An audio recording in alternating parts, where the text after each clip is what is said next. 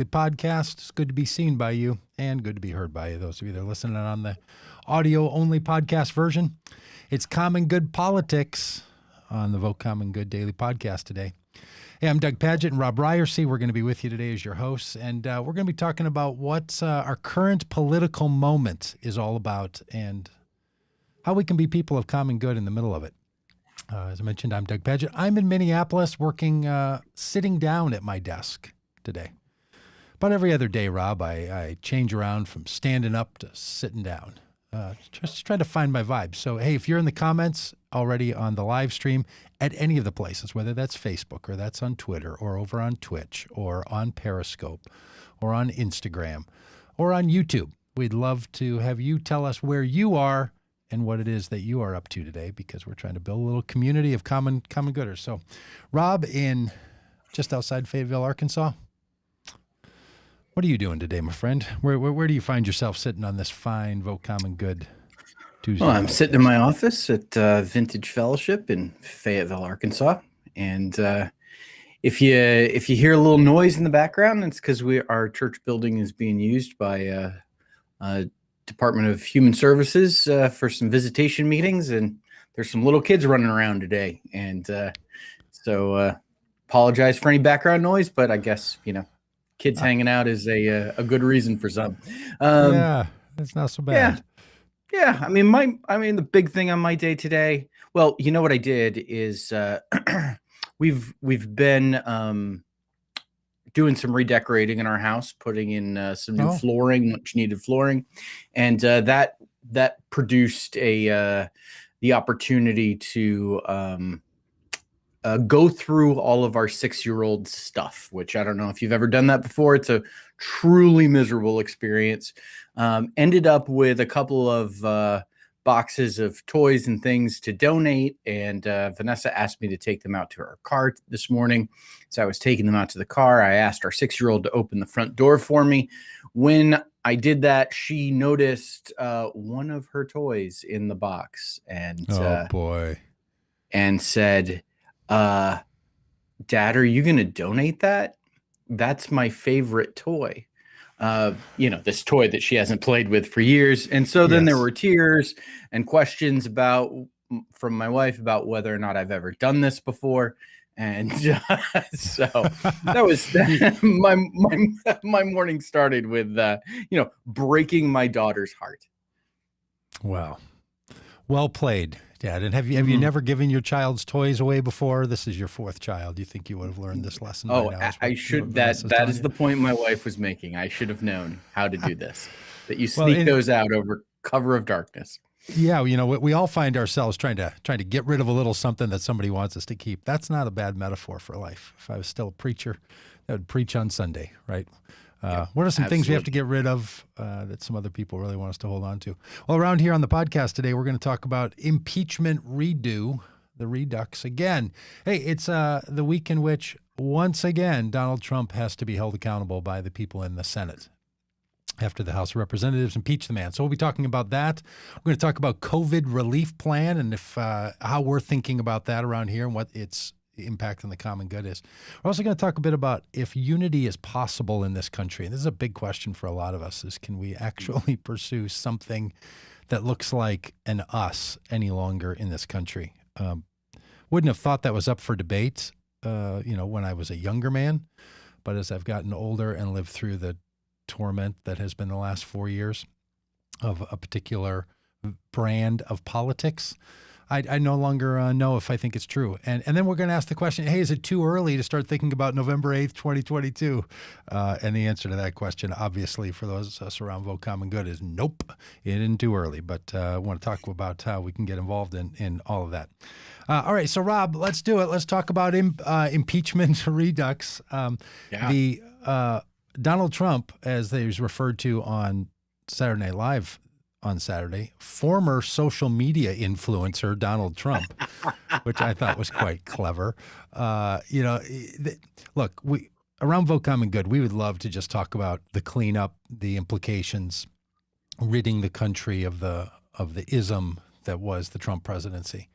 But we're not done with our work as a country yet, right? The actions of this man in the final months of his failed presidency continue to linger, and we just have to finish the cleanup. It's like getting home from a really long car trip, and you've spent so much time in the car, and the last thing you want to do is spend any more time in that car, and you pull up in your driveway, and you unload, and you get your stuff in the house, and then you realize the car's filthy. Like, some point we got to climb back in this thing. We got to vacuum it out. Maybe we got to air it out a little bit. We got to maybe get the Armor All wiping pads and kind of clean it up, right? We're in that moment with the Trump nonsense. Sure, he's no longer the president. And yesterday I said to Shelley, because he's in our frame again. Shelley's my wife. And I said to Shelley, man, you know what? Donald Trump just feels far less threatening to me now that he's not the commander-in-chief. Seems a little pathetic, frankly. But we're not done with the guy. We've got to finish this work. We'd like for you all to go over to votecommongood.com, click on our petition there, faith voters asking the Senate to find him guilty of the impeachment charges of inciting an insurrection, and we move on. But Rob, we're right back in it. We're back into another impeachment. It's been just a year, and here we go again. It's like the Super Bowl. Every time the Super Bowl comes around, so does an impeachment of Donald Trump. Exactly. Yeah. We're right back here where we were a year ago, debating whether or not you could impeach a president in the last year of his presidency. Now we're debating whether or not you can impeach a president after he's left office. And so I think that really kind of is the initial question, is whether or not any of this is possible.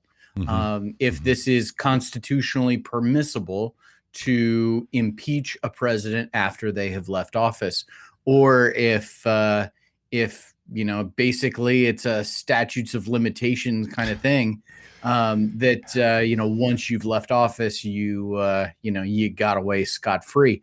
That's really kind of the first question that's at hand, and there's not precedent for this. So this is a precedent-setting situation. What is decided is going to be the precedent that guides us for the remainder of our time as a republic, I suppose.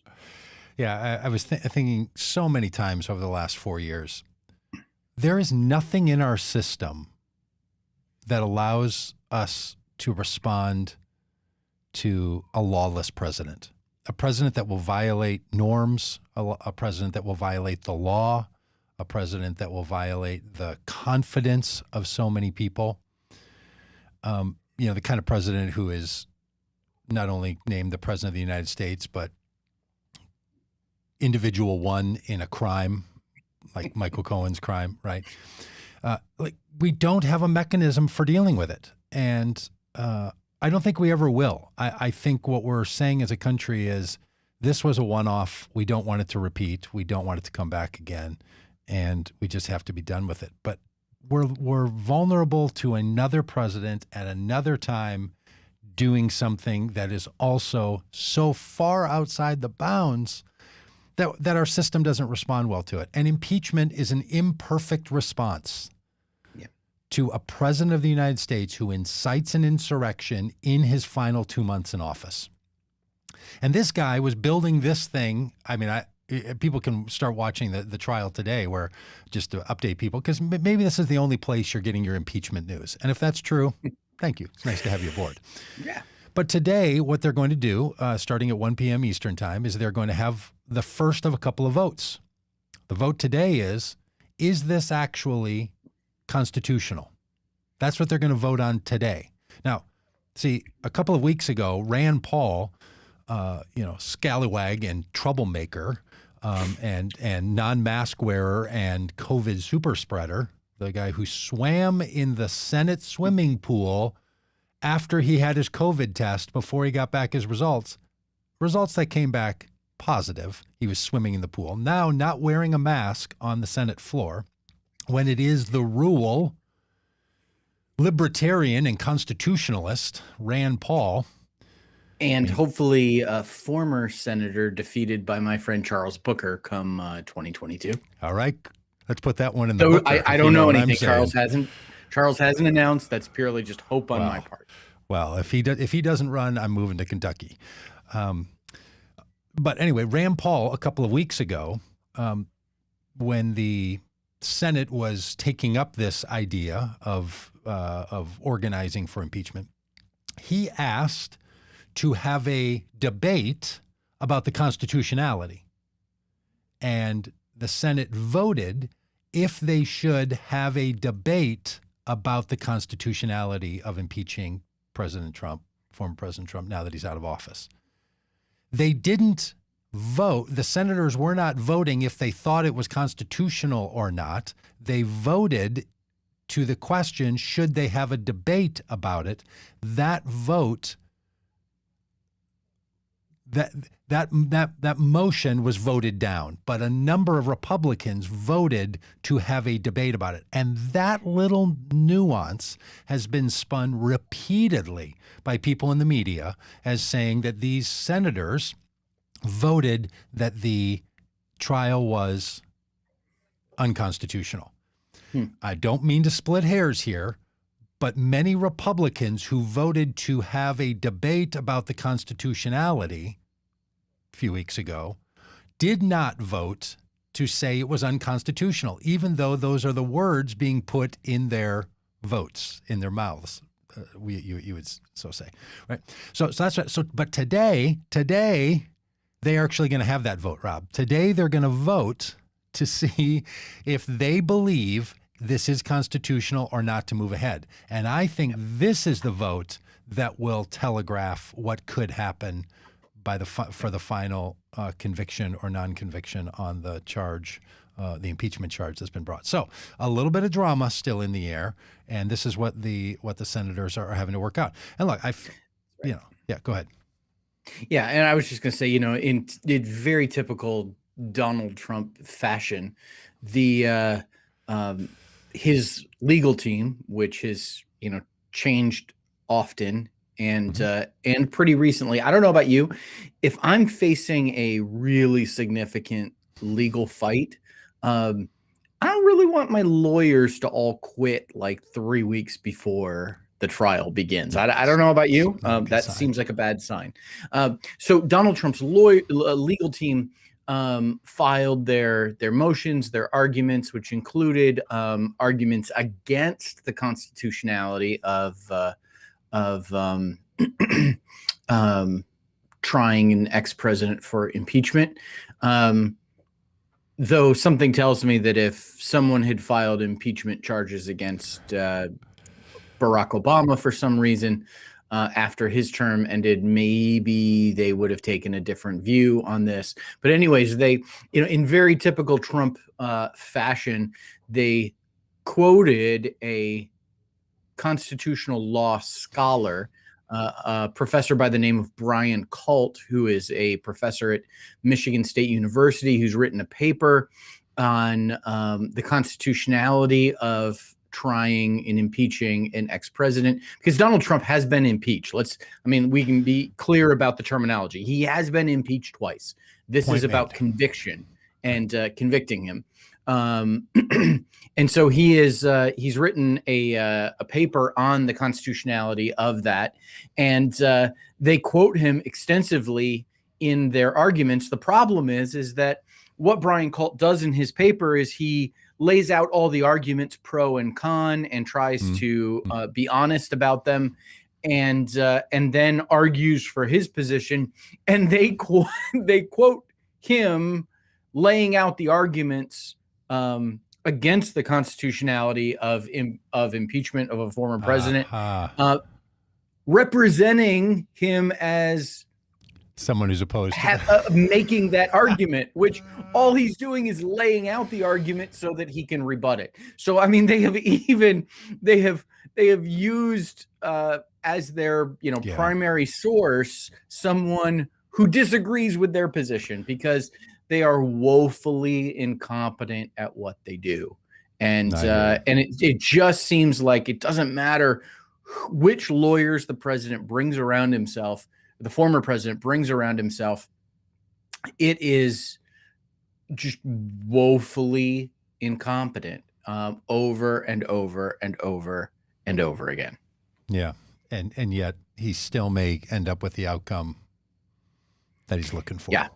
Yeah. Because here, look, here's the thing. And I'm no constitutional lawyer. I just like to say that the way other people on news programs say that, as if someone thought for a moment, perhaps I'm a constitutional lawyer. But just to be clear, I'm not. But look, Donald Trump was impeached while he was the president for actions he took while he was president. The fact that they've just now gotten to the trial is not to say that you can't impeach someone who's no longer president. You're not impeaching someone who's no longer president. He was already impeached, which is what the House does. Now he's tried as to the conviction of that impeachment. So the question is not, it is not, and I know, this is normally what I just run around my family room yelling at the television about. The question is not, can you impeach a former president? That's not what's happening here. The question is, can you try a person who was impeached as president after the impeached president has left office? Can you try that person in the Senate? Not can you impeach them? If the House of Representatives tries to pull up another impeachment charge against Donald Trump, then that becomes the question. Can you now impeach somebody who's no longer the president? I think that's a different calculation, which may have a different answer to it. I don't know. But that's a different calculation than, can you try a person who was impeached while the person was the president? And obviously you can, because they're doing it. Like, this is the thing. The Constitution doesn't determine every answer to all of these difficult questions. That's what we have representatives in a representative form of democracy. That's what they do, and that's what they need to do. And I think now look, it's a whole other question, Rob, frankly, whether Donald Trump incited the violence or not, right? Yeah, before we jump into that question. Yeah, before we jump into that, but let me I want to make this point. We often think about impeachment and the conviction, the trial and conviction of a president by the Senate as the punishment for that being removal from office. So there becomes this thing of like, well, he's already left office. If the punishment is removal from office, if you convict him, what's the point? Well, removal from office is one of the punishments that comes along with being convicted, impeached and convicted by the Senate. And so that one punishment is no longer applicable because he's left office, but the other punishments for conviction, the other sentences, the other things that would be imposed upon him are tremendously important, including, not the least of which, is being barred from ever being able to run for office, federal office again, which I don't know about you, but I think all of us are hoping that, the next Trump that we have to deal with is, Don Jr. and not Don Sr. Because, frankly, we're going to have to deal with that at some point. Like, there are additional restrictions, including losing his presidential salary that he would have for the rest of his life. Number of other things that would be imposed on him if he's convicted. It is not just removal from office. So don't, for a dear listener, don't fall into kind of the trap of thinking, well, impeachment is just about removing from office. Those things are similar, but they are not synonyms. They're not they do not refer to the same thing. If you're convicted of your impeachment, yes, you are removed from office, but other punishments are imposed upon you. And it's those punishments, those consequences for his crimes that we want to see imposed upon Donald Trump. Well said. Hey, and look, again, I'm not a constitutional lawyer. I just need to make that perfectly clear here. But I'm not any kind of a lawyer, frankly. If a person were convicted of a crime and they were in jail for their crime. And then it was discovered that they committed another crime. And this person's in jail for the remainder of their life. Would you say that the person then should not be tried for that additional crime, because that additional crime's punishment is they would go to jail, but they're already in jail, so you wouldn't try them because the punishment now wouldn't do any extra effect on the person because they're already in jail? Somebody wouldn't say that, right?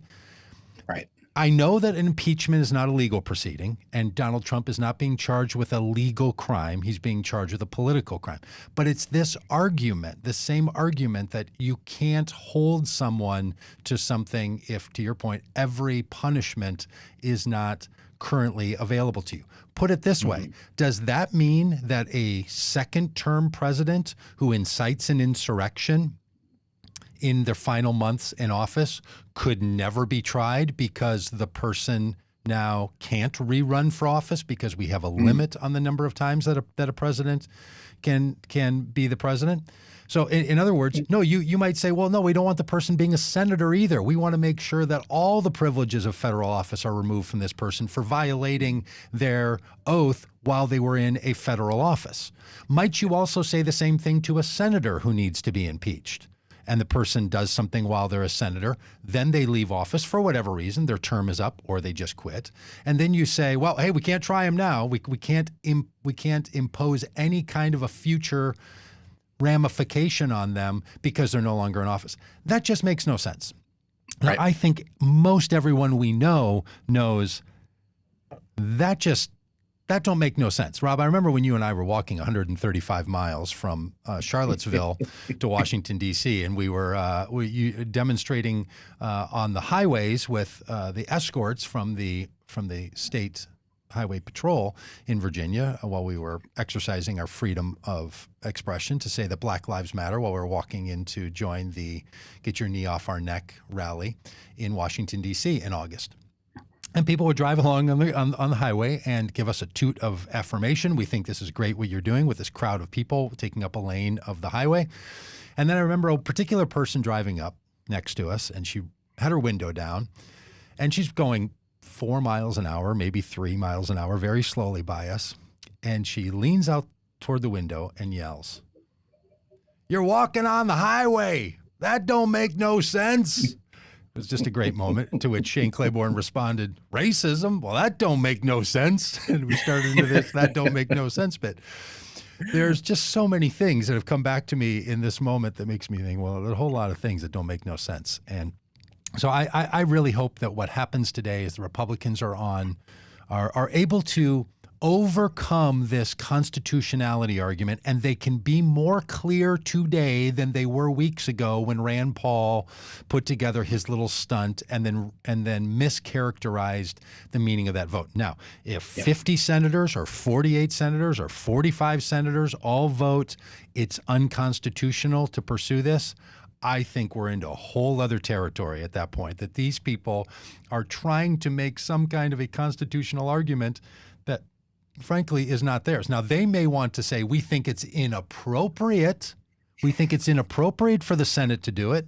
Great argument. Make that one.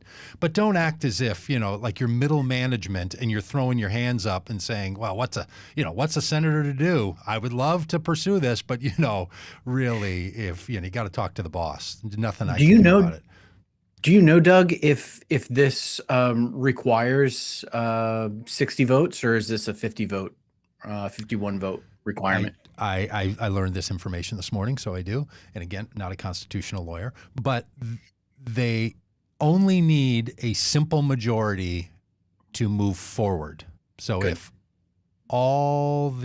50 senators, and I don't know who splits the tie. I think again it might be Vice President Harris who splits the tie even on this.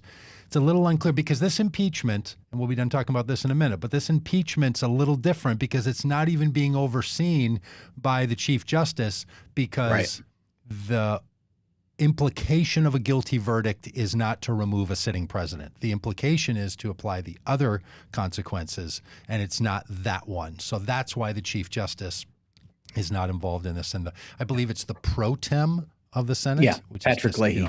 I like these cute, I like these, other titles that people are given from the Latin, the protest. Yeah. All right, So so we're going to let's. be talking about this all week. We won't. Yeah. I So we, promise people on the podcast we won't talk about Donald Trump incessantly. We just need to clean the car. We got to get all this done. We got to move on at some point, and we're not done with our work as a country yet. Yeah.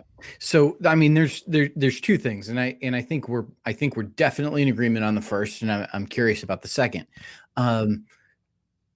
Those two things are, number one, did he do it?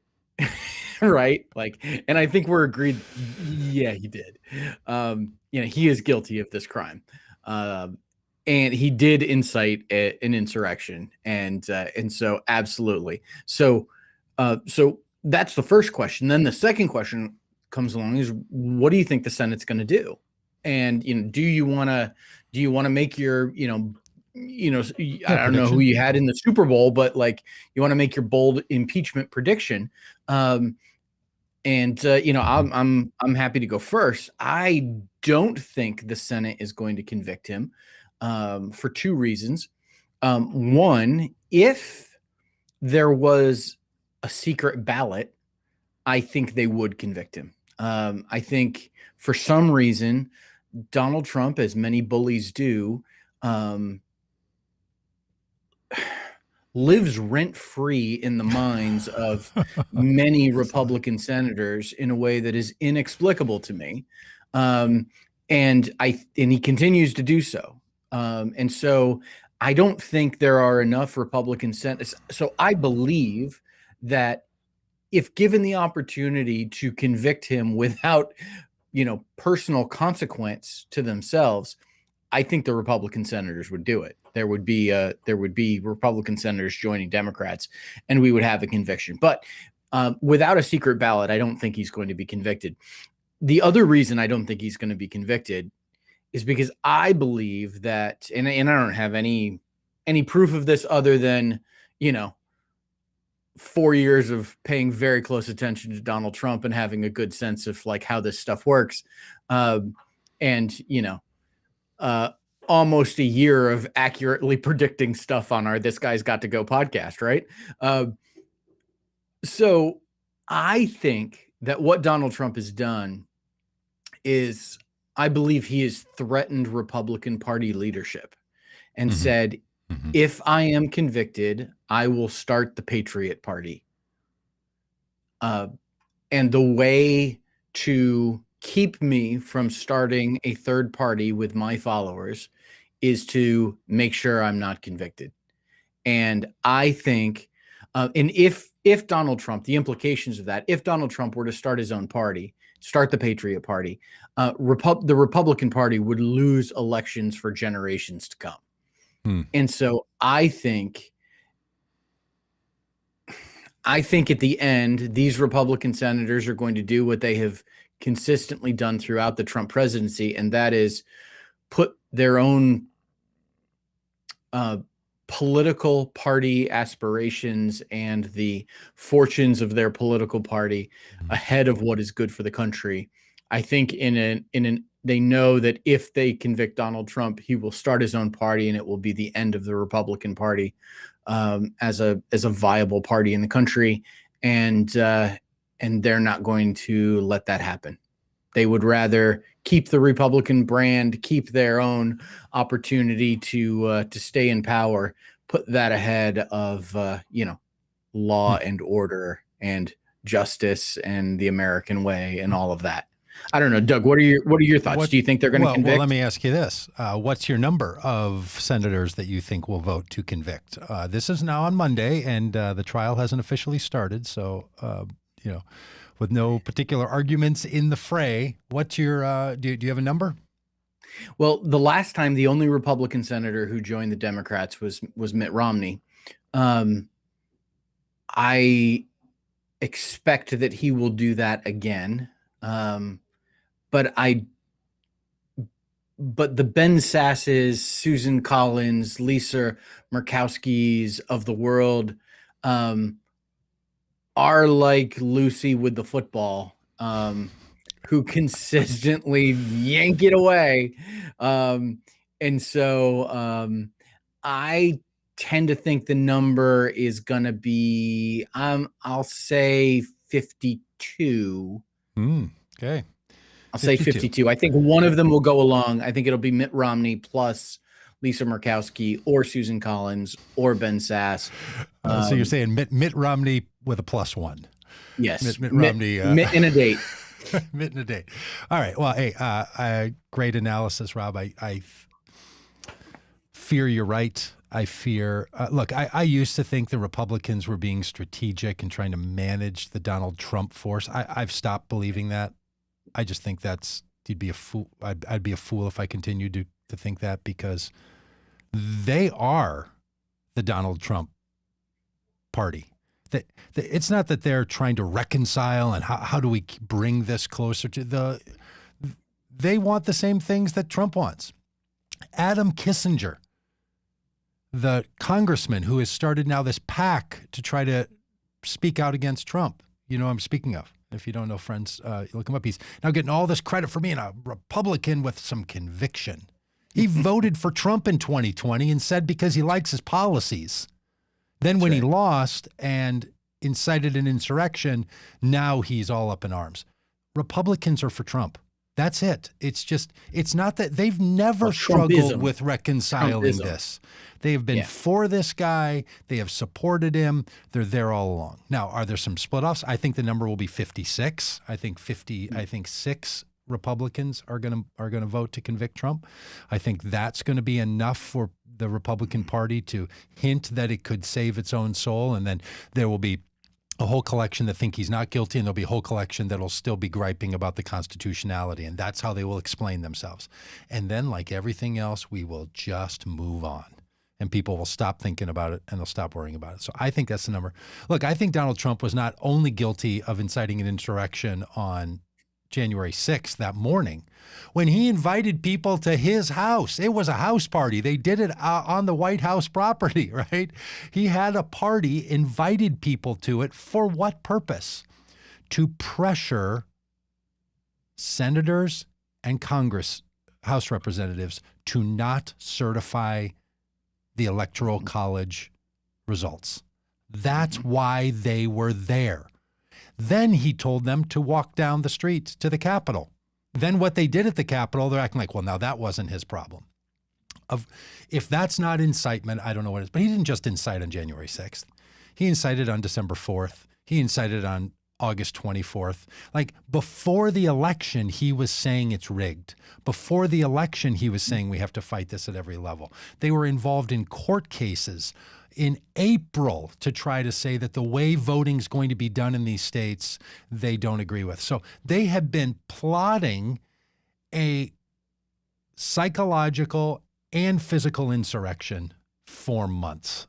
It's just madness to suggest that they were doing anything other than wanting to pressure the vice president and the Senate and the House of Representatives to not certify the votes. And that in and of itself is an insurrection. I mean, I would almost go so far as to say the man should be impeached. If nobody broke a door down, he should still be impeached. What he was trying to get them to do was to believe lies about this election that did not come from the facts on the ground. He just literally said repeatedly, the only way I could lose this election is if it's rigged. Honestly, that is a violation of your duty as the president to uphold the Constitution. To impugn the system of voting in this country, to say that the only way you would not win is if it's rigged, that in and of itself is a violation. So, look, we got to be done with this guy. It's time for this guy to go, as we like to say around here, and he's got to get out of our minds, and we need to find him guilty and move on. All right, so that's point. Obviously, we won't spend the same amount of time on each of these topics, but COVID stimulus. What do you think about the COVID stimulus? $1.9 trillion, which I learned last night, Rob, as we turn our attention now to this big, important topic. Do you know what the price tag was that was put on the 2017 tax giveaway? $1.9 trillion. $1.9 trillion, of which the Republicans were totally comfortable having that kind of a wealth redistribution happen to the wealthy. But now it happens to average citizens. And I'm telling you, these people all of a sudden are acting as if, fiscal responsibility. And what if somebody gets something they don't deserve? It's as if these people are socialists when it comes to the wealthy and capitalists when it comes to the poor. Giveaways You're for the ranting wealthy. about the Republicans. I want to rant about the Democrats. Why are the Democrats so bad at this? What are they bad at? Tell me. What are they bad at right now? What's not going? What's not going right? You promised. I like where it is. I think it's good. What do you think? You promised $2,000 checks. Mm-hmm. You didn't promise. You didn't campaign on, if we elect Raphael Warnock and Jon Ossoff in Georgia. Joe Biden didn't go to Georgia and say, if you elect these guys, we'll finish the job and send $1,400 checks so that you have $2,000 total. That was not the promise that was made. The promise that was made was, if you elect that, don't equivocate. You're saying that the original call. They are so I'm just trying to understand what you're saying. You're saying the original plan. They made a promise to the American people that if they took the Senate, they would send $2,000 stimulus checks. And now they're not.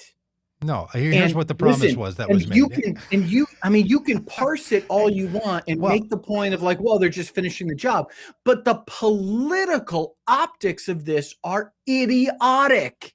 Rob, you're doing is, this is a no-win situation where all you're doing is making yourselves look bad. This is an unforced error on the part of the Democrats where they could simply say, hey, we're delivering on our promise. But instead, what they're doing is they're arguing about what the definition of $2,000 is.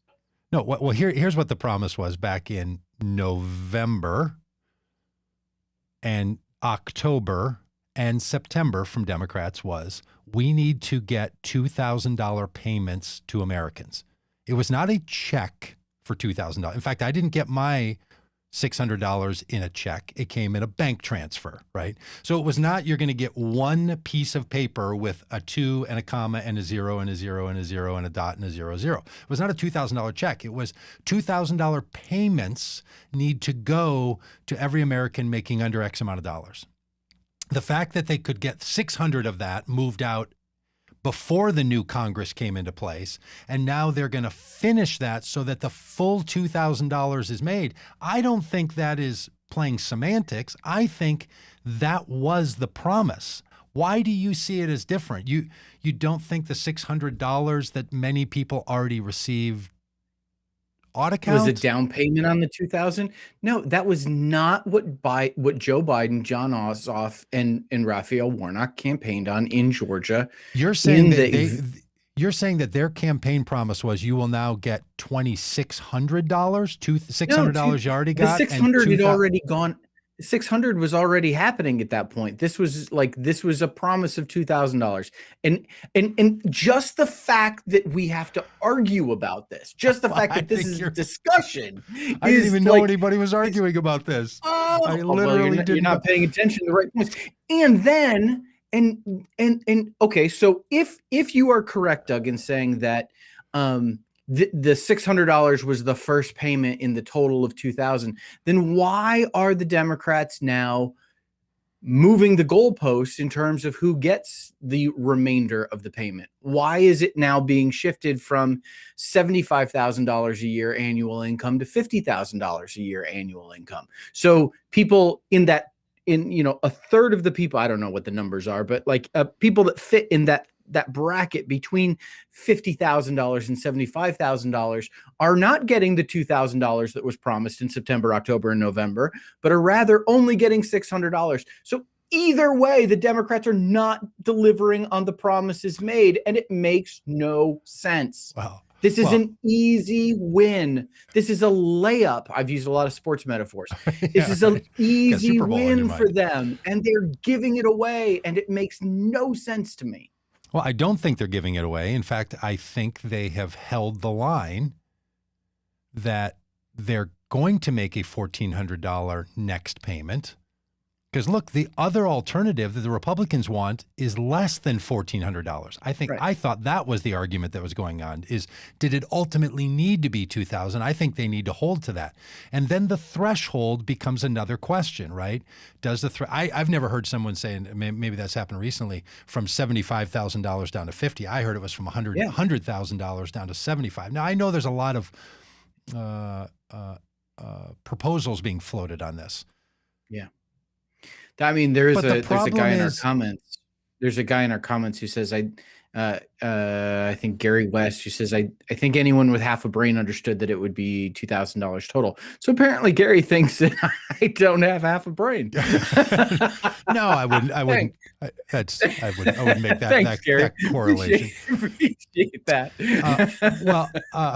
But I think here's the larger question to all of this, which I think your comments bring up so well, which is, when a party gets elected, how much do they get to say, hey, this is what we said, and that's all? Or does the elected party say, here's what we said, but now we have to include the other party in these decisions? I think on COVID response and COVID relief, the Democrats should not worry about including the Republicans. There's other issues down the road that they can worry about including the Republicans. And here's why. When the Republicans had control of the Senate, these same people, the same ones, they did not solve for this problem. They had a chance to solve for this problem. Americans voted, and now Democrats need to say, look, we're going to take care of this, and we'll be glad to include you in the future on other issues around which we can find some commonality, because it's clear we're not going to find it on this one. And you cannot screw up underfunding the stimulating of the economy in response to COVID. We are almost at the point. I mean, we are so close to states feeling comfortable reopening, to the vaccine being distributed to a satisfactory level, and for the economy to start to have its next iteration. The idea that you would say, let's give people less money to make that happen, because again, and I know it's not Friday, we're going to talk about economics, the government doesn't spend money. The government redistributes money. All this stuff about that Republicans said for all these years, you know how to spend money better than the government. Well, all of a sudden, they don't think people know how to spend the money better than the government. Think about what Republicans are saying. Don't give it to people because they won't spend it. Keep it, and we'll figure out how to spend it. Like somehow these Republicans are playing Freaky Friday again with everything they've ever used to say. They've switched sides once again on the thing that they used to hold to, because their notions have never made sense. It's been a house of mirrors the entire time. And conservatism and libertarianism, in my view, has just shown itself in the last 4 years to simply be a false front. It's a fake storefront. There's nothing in the store. And we see it most clearly now in the COVID response. What do you think about the $15 minimum wage? Do you think that should be included in this? That's the one piece I've been confused about. And I know that, Congresswoman Jaribold from the Progressive Caucus makes a strong argument for this. I'm all for a $15 minimum wage. In fact, if we're not going to go all the way to cash payments being made to every American, which I think is the only way we can actually have a fair economy, if we're going to still make hourly wages the requirement, which is where it's going to be for now, then make the federal minimum wage $15, no problem. But I think it should be a separate bill, so every senator and every House member has to look that one square in the eye and say yes or no. I don't think it should be buried in the stimulus. What do you think? Right. And because minimum wage is a winning issue across the country, in red states, minimum wage, raising the minimum wage when it's on the ballot wins. It did in 2020 in Florida, where Donald Trump and the minimum wage both won the state of Florida. It did here in Arkansas in 2018, where raising the minimum wage in a bright red state won. It is a winning issue. And so, I think you could be right that burying this in a procedure, in a reconciliation bill, misses the opportunity to have a political win and to galvanize the American people behind an issue that they really support. And so I personally think raising the minimum wage is tremendously important. And if this is the way it gets done, fantastic. You know what I wish they'd include in a minimum wage argument? A carve out for teenagers in teenage jobs who are not heads of households. Now, I know that sometimes when people say don't pay teenagers $15 while they work at the movie theater, some people are like, look, there are teenagers who have to fund their own life. Okay, find a way to work around that. But for the most part, new employees working at a fast food place when they're 15 years old and they're swinging, like there can be some gradation up, right? Heads of household, people that are filing independently can be paid this amount. Like there's some things you can do, but because this is what people who are against the minimum wage push back on all the time. They're just like, no, like seriously, like a 15-year-old kid's supposed to make that kind of money? And then the conversation just devolves into an argument.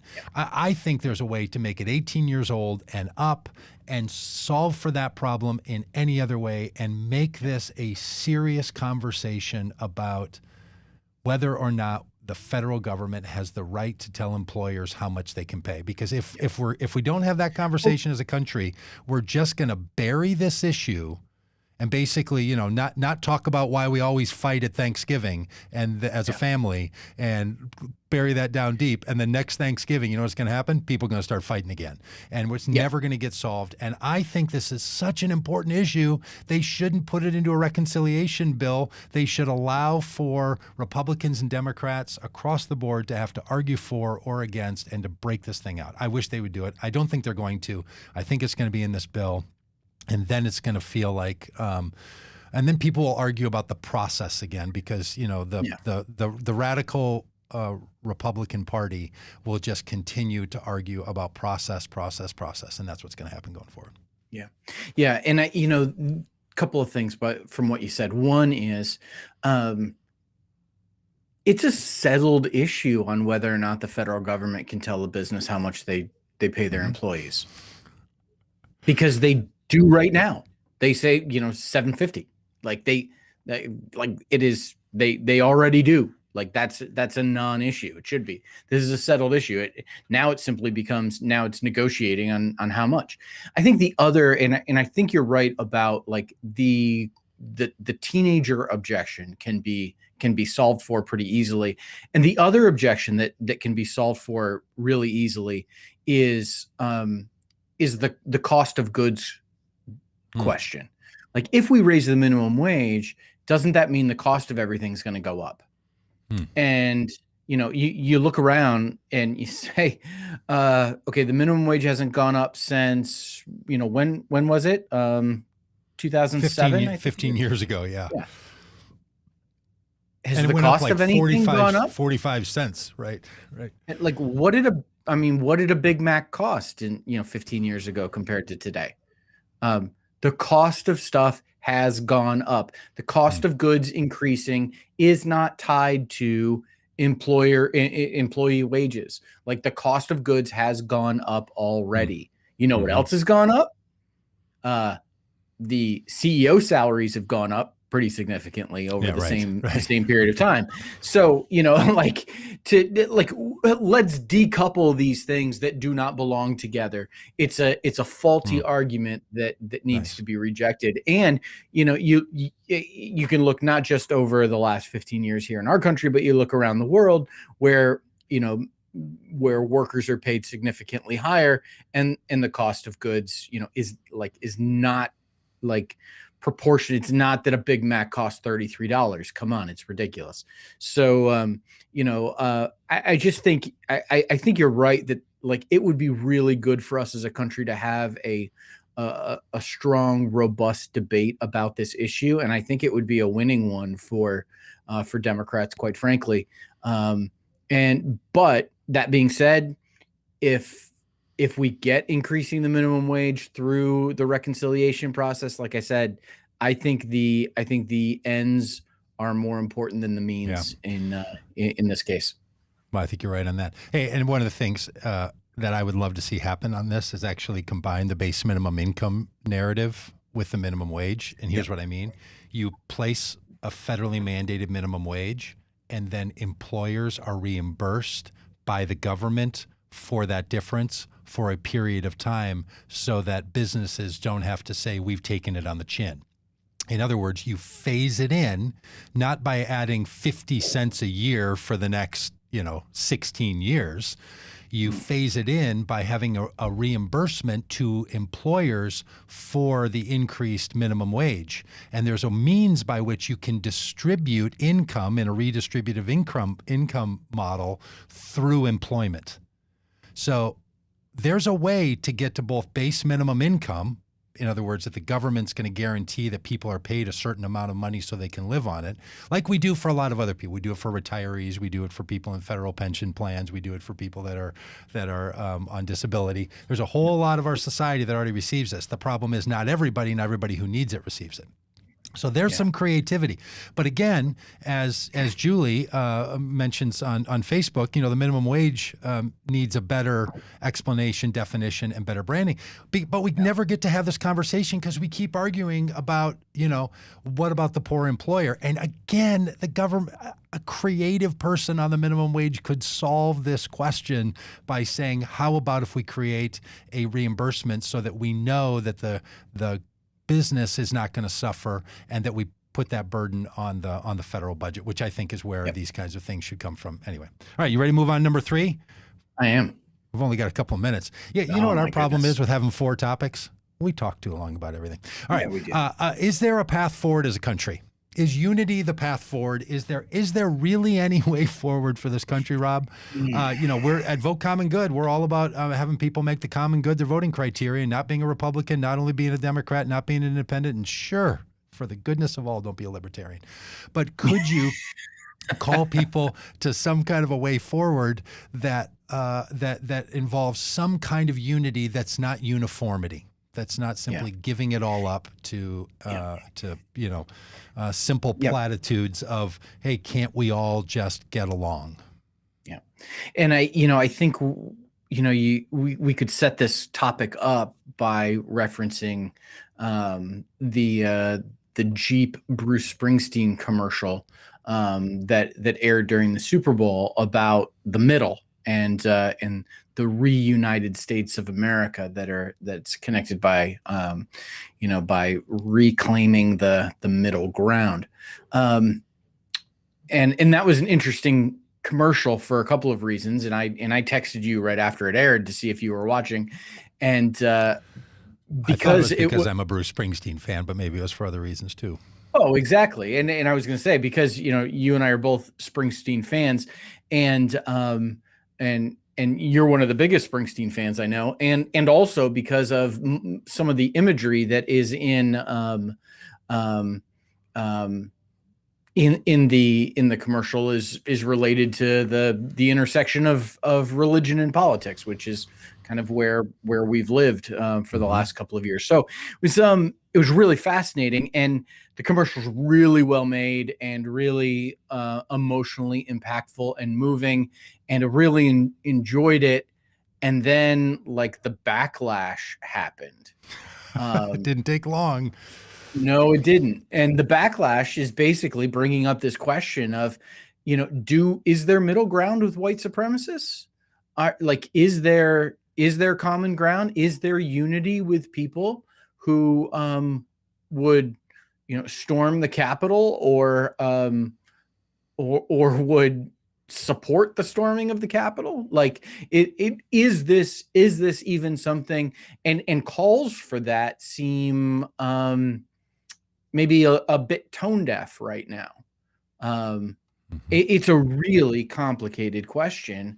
I thought that a Trump or that a Biden presidency would usher forward a time in which the American people would want to experience some type of healing, and that there would be some movement towards that in a non-political or nonpartisan way. Yeah. And that still might be the case, and that might be what the majority of kind of everyday Americans want. I think there's going to be real opposition to that from certain segments that say, hey, how can we have that with people who don't recognize our right to live, our right to have liberty, our right to pursue happiness in this country? Like this, we've got a friend, Michael Waters, who talks about how like this idea of going back to normal is like that we shouldn't want to go back to normal because normal wasn't a good state. So is this unity that we're looking for? Is this unity a return to normal, or is it a birth of something new that we can experience together? That's a question that, if it's a return to normal, if that's what we mean by unity, then I think we need to heed the voices that say that's not what we want. But if this call for unity is somehow a birth of something new that we experience together, that that doesn't further marginalize and oppress people, and if that's possible, then then I would be all for it. Does that make sense? Yeah, What are your I think thoughts? I think that's the dilemma, right? Is unity saying, well, every broken opinion, every bad view of one another has to be included as equally as important as the better ideas? I don't think it does. I don't think the only way forward for a country in something that feels like an us, whether you call that unity or you call that a new middle, or you call us meeting in a shared place. Look, we share this country with people who believe dangerous things. And people who I vehemently disagree with would say amen to that because they think I believe the dangerous thing. I read the comments on the YouTube version of that commercial this morning. There's 35 million views and lots of comments. And 35 million views is a lot. And 11,000 comments is a lot. And it's people on both sides of the political aisle saying, there ain't going to be no unity. There is no coming together. And then lots of commentary around that. And I don't think the commercial is broken. I think what the commercial does, like any piece of art, is it prompts us to ask what's in us. And there's something in us that's asking the question, can there be in us? Yeah. Now look, this is the thing we've been about for the whole history of this country, right? I mean, there was a revolution in which some people were on the side of England. There was a civil war in which people were on the side of slavery. There were breaks in the 20s and 30s in which people were on the side of capitalism against common people. There were breaks in the 60s when people were on the side of continued systemic racism rather than togetherness. There were breaks at every period of time in our history. We are not in an unusual moment of division. Division is what this country has always experienced. The question is there an us in the midst of that division? And can anyone call for that without somehow being put on the side of you are simply trying to say that the issues that matter to so many of us don't matter? I don't know. I really don't know if the grand experiment of the United States was ever possible and is possible now or will be possible in the future. I think we're going to decide that. I think there was a whole lot of ugly division that went on in this country. all the way up until now. I mean, so I was really influenced by someone's comment the other day when they said, seeing a Confederate flag carried through the Capitol building on January 6th. And this person said, there's been a Confederate flag hanging in the Capitol building embedded in the Mississippi flag. Yeah. Like, let's not fool ourselves that there haven't been people holding to the Confederate narrative and that we haven't had it on flags in the Capitol building. So was there ever an us? Will there ever again be an us? And how can we think about and talk about these things? It's a pending question. Yeah, absolutely. And I'm just looking at one of the comments that we've gotten, on our feed right now that brings this up. There's someone whose username, and I don't know what platform this comment's coming from, but someone's username is Adolf Hitler Rises Again, White Power. And they commented on our podcast here saying, Trump was robbed. The world knows it. Shame on BLM, the racist thugs.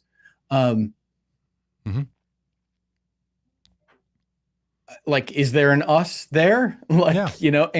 And what is that? And what does that look like? I mean, these are really big existential issues that we've got to wrestle with. Frankly, is this a politician's question or is this a citizen's question? If the question of, is there an us? Yes. Do we outsource that to our politicians or do we take that on ourselves? This is our question. And who are the people, who are the moral voices that can lead us and guide us in this? Who are, the voices like a Martin Luther King Jr., who in the 60s, through the midst of great conflict and opposition, was able to provide a voice that over time, prevailed.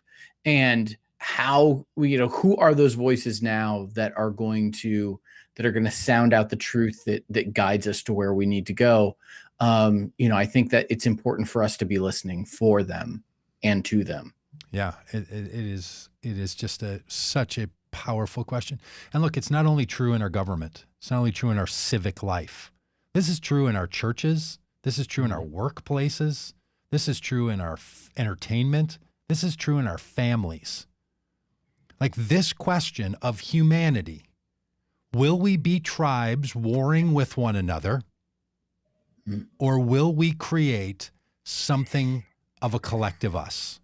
Man, look, and to put only the weight on the government is a mistake, and to not put the weight on the government is a mistake, right? It's. I was in Arizona, and we were up in Sedona, and they have this great little rock formation that's called the Devil's Bridge. I don't know if you've ever seen the Devil's Bridge when you're up there, but it's between two tall rock formations that you climb up, and then it's like a 4.5, 5 foot wide rock formation that goes between two pillars, right? It's naturally formed, and you can walk on this thing, and it's called the Devil's Bridge because if you step too far to the left, you fall the 30 feet down there. If you step too far to the right, it's just a narrow, it's like a plank, like you're walking a plank. And that idea that either way you go, you're going to fall. That's where we find ourselves so often in so many things in our world, right? That we're walking this path that's treacherous with many errors. And it's not true that going forward is your only option on the Devil's Bridge. To turn around and go back. This is a real question for us. And can there be a United States of America or not? And I don't know. I mean, I think we're in a great experiment, but it's also an experiment we have about any other group of people that we're with that we're trying to find in us. Yeah. In our capacity, strong or weak, to have in us. All right, final topic, and we'll wrap this up here in a minute. Rob, it is by series calculation from my phone, 637 days until our next full election in this country. November 8th, 2022, there will be a federal election for senators, some of them. I can't remember how many are up, but a bunch. And for all the people who have run for the House of Representatives and our congresspeople. 637 days. Too soon to talk about that? We don't think so around Vote Common Good. In fact, we work with candidates now, and candidates are training. And I would like for you to think about this podcast, friends, this podcast as like your weekly training workout to get yourself ready for Election Day. Because it's not only candidates that should be preparing for Election Day, voters have to prepare for Election Day. How are we thinking about these issues? Think about how much you've changed, friends, listening to this, how much you've changed from 2 years ago or 4 years ago or 6 or 8 years ago. People change. Are you going to change over the next 2 years? Where's this going to go? How are you going to learn? How are you going to extend? Are you going to grow? This is our big question. Can people actually prepare themselves so that when Election Day comes, it's not a surprise? Now, Rob, in 2018, we were traveling the country trying to ask people to help flip Congress. That's when it was in the hands of the Republicans, and we thought you got to pull this away from the then president of the United States, because he's gonna hurt this country if we don't put a limit on him. And we met so many people all around the country that said, it's 2018. Why is there an election? A lot of people don't know that every 2 years there's elections for people in the House of Representatives. Every 4 years, there's an election for the President of the United States and Vice President of the United States. Every 6 years, a term of the Senate is up. So elections are kind of happening every day. And then in the off years, there's even some other kinds of elections that go on. Our call to our representative form of government is sort of ongoing, and we're 637 days away from a real doozy. And Rob, I know we don't have a whole lot of time, but you could share a little bit about what we're doing around the Vote Common Good world with the politicians that we're talking with. Yeah. So what we're trying to do is help candidates for office, whether they are new candidates or incumbents who are in office, be able to talk about their own faith journey in an authentic way.